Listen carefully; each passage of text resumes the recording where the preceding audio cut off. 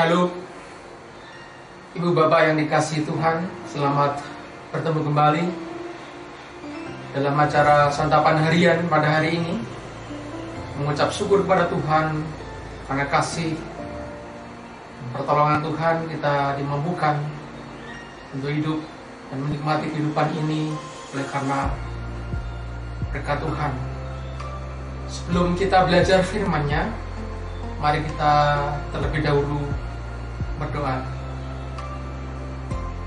Bapa kami yang di surga, di dalam nama Tuhan Yesus, kami mengucap syukur atas kasih dan rahmat Tuhan yang selalu baru setiap pagi.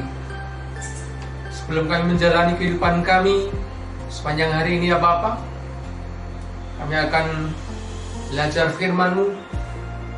Roh-Mu biarlah hadir dalam kehidupan kami, jamah setiap kami yang dengan sungguh-sungguh mau dengar firman-Mu, baik hamba-Mu ataupun yang sekarang ini bersama-sama dengan kami melakukan saat teduh sebelum melakukan segala aktivitasnya. Terima kasih Bapa, kami serahkan waktu ini, dan hanya di dalam nama Tuhan Yesus Kristus kami serahkan renungan pada pagi hari ini. Haleluya, amin. Ibu Bapak yang dikasihi Tuhan, pada pagi hari ini kita masih belajar tentang ketenangan, di mana pagi hari ini temanya saya berikan tema mengalami ketenangan hidup, yang saya ambil dari satu ayat dari kitab Mazmur 62 ayat 2. Kitab Mazmur 62 ayat 2, demikian firman Tuhan: hanya dekat Allah saja aku tenang, daripadanya lah keselamatanku. Saya membaca, hanya dekat Allah saja aku tenang, daripadanya lah keselamatanku.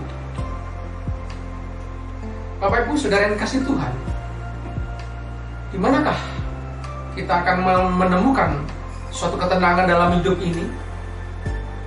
Banyak orang berpikir bahwa hidup tenang akan dirasakan, akan mereka rasakan ketika mereka punya uang yang banyak, memiliki deposito di bank, kekayaan yang melimpah, ataupun punya penjaga yang menjaga rumah selama 24 jam penuh, ataupun sebagainya, atau hal-hal duniawi yang lainnya yang dianggap orang membuat ketenangan dalam kehidupan sekarang ini. Tetapi fakta membuktikan banyak orang yang kaya, yang hartanya berlimpah, bahkan hidupnya tidak tenang, selalu was-was dengan hartanya, khawatir dengan perusahaannya, dan lain-lain. Banyak hal lagi yang mengakibatkan orang itu tidak tenang dalam kehidupannya, meskipun secara duniawi semuanya terpenuhi. Apalagi ketika orang tersebut mengalami sakit penyakit, tentu saja memiliki pemikiran yang tidak tenang sehubungan dengan kekayaan yang dimilikinya. Namun pemazmur menegaskan bahwa orang yang tinggal di dalam Tuhan atau dekat dengan Tuhan pasti akan mengalami ketenangan dalam hidupnya. Masalah boleh saja datang, namun kita percaya bahwa Tuhan tidak pernah membiarkan dan meninggalkan orang yang percaya kepada Tuhan, orang yang dekat dengan Tuhan.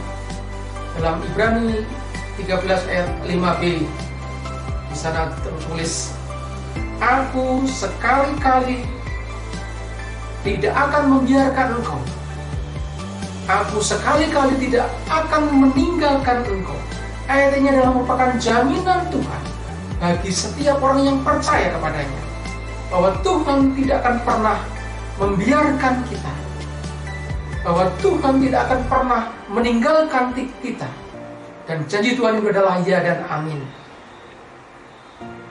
Hidup dalam ketidaktenangan, kacau, khawatir, cemas, panik, dan lain sebagainya adalah hal yang sangat disukai oleh kekuatan jahat, yaitu kekuatan iblis.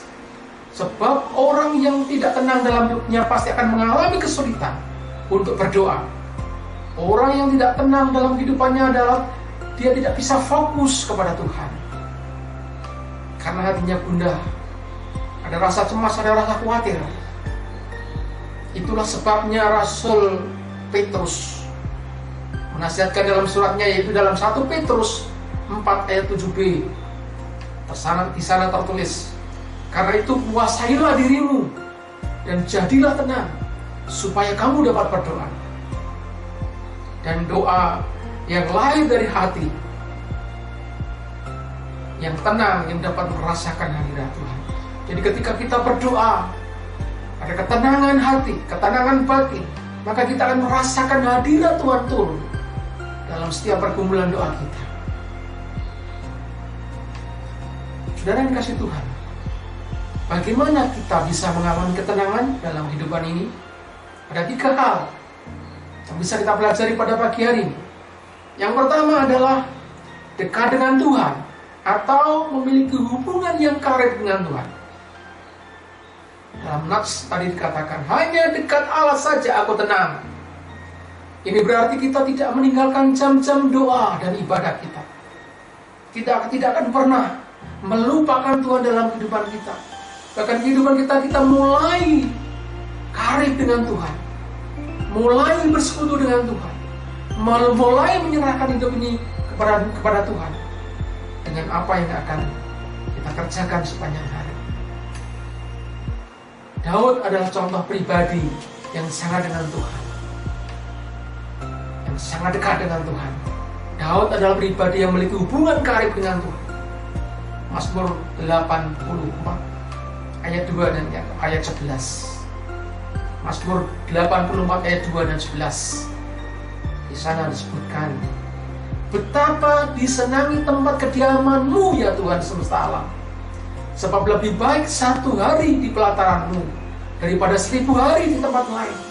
Lebih baik berdiri di ambang pintu rumah Allahku daripada diam di kemah-kemah orang fasik. Saudara yang kasih Tuhan, begitu Daud mengutamakan Tuhan di dalam kehidupannya, bahkan merasakan hidup bersama dengan Tuhan, merasakan hadirat Tuhan, itu lebih baik daripada tempat-tempat yang lain. Oleh sebab itu, saudara yang kasih Tuhan, jangan meninggalkan jam-jam doa kita. Jangan melupakan Tuhan dalam kehidupan kita. Yang kedua, punya penyerahan diri kepada Tuhan. Kita akan tenang ketika kita menyerahkan diri, berserah total kepada Tuhan. Artinya mempercayakan hidup kita sepenuhnya kepada Tuhan. Mazmur 37 ayat 5. Di sana tertulis, serahkanlah hidupmu kepada Tuhan dan percayalah kepadanya, dan Ia akan bertindak. Ketika kita menyerahkan diri kepada Tuhan dan mempercayakan hidup kepada Tuhan, siapa yang bertindak? Tuhan yang bertindak dalam setiap kehidupan kita. Dan yang ketiga adalah hidup dalam kebenaran. Dalam Yesaya 32 ayat 17, di sana tertulis, di mana ada kebenaran, di situ akan tumbuh damai sejahtera. Dan akibat kebenaran ialah ketenangan dan ketentraman untuk selama-lamanya. Ketika kita berjalan bersama Tuhan, ketika kita berjalan di terang Tuhan, maka kita akan merasakan ketenangan hidup, karena kita hidup di dalam kebenaran. Saudara yang kasih Tuhan, pada pagi hari ini kita merenungkan 3 hal. Bagaimana kita bisa mengalami ketenangan? Yang pertama, ketika kita terus mendekat kepada Tuhan, memiliki hubungan yang karib, yang intim dengan Tuhan. Yang kedua, ketika hidup kita serahkan kepada Tuhan dan menyerahkan total kepada Tuhan, karena Tuhan yang bertindak dalam kehidupan kita. Dan yang ketiga adalah kita hidup di dalam kebenaran, kita hidup di dalam terang firman Tuhan. Kiranya Tuhan mengasihi, memberkati kita, menyertai kita, dan hidup kita senantiasa hidup di dalam ketenangan. Tuhan Yesus memberkati. Amin. Mari kita berdoa.